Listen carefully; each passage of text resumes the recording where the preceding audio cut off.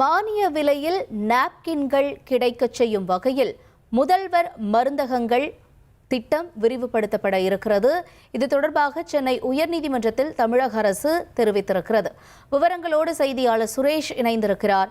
சுரேஷ், வணக்கம். இந்த திட்டத்தினுடைய விரிவாக்கம் என்ன? விவரங்களை பதிவு செய்யுங்க. வணக்கம். ஏழை பெண்கள், கிராமப்புற பெண்கள் பயன்பெறும் வகையில ரேஷன் கடைகள்ல மானிய விலையில் அல்லது இலவசமாகவோ நாப்கின்களை வழங்க உத்தரவிட வேண்டும் என்ற கோரிக்கையுடன் தாம்பரத்தைச் சேர்ந்த வழக்கறிஞர் லட்சுமி ராஜா என்பவர் உயர்நீதிமன்றத்தில் ஒரு பொதுநல வழக்கை தாக்கல் செய்திருந்தார். இந்த வழக்கை பொறுத்த வரைக்கும் ஏற்கனவே அரசு தரப்புல ஒரு விளக்கம் அளிக்கப்பட்டிருந்தது. அந்த விளக்கத்துல கிராமப்புறங்களில் உள்ள பெண்களுக்கு கிராம சுகாதார செவிலியர்கள் மூலமாகவும் பள்ளி மாணவிகளுக்கும் பிரசவித்த தாய்மார்களுக்கும் இலவசமாக நாப்கின்கள் வழங்கப்பட்டு வருவதாகவும் இந்த திட்டங்கள் மூலமாக பெரும்பாலான பெண்கள் பயனடைந்து வருவதாகவும் அரசு தரப்புல ஏற்கனவே தெரிவிக்கப்பட்டிருந்தது. இந்த சூழலில் இந்த வழக்கு மீண்டும் விசாரணைக்கு வந்தபோது தமிழக அரசு தரப்பில் ஆஜரான தலைமை வழக்கறிஞர் கூட்டுறவு சங்கங்கள் மூலமாக தமிழகத்துல 1000 முதல்வர் மருந்தகங்கள் செயல்பட்டு வருகின்றன. அங்கு மானிய விலையில நாப்கின்கள் விற்கப்பட்டு வருவதாக தெரிவித்தார்.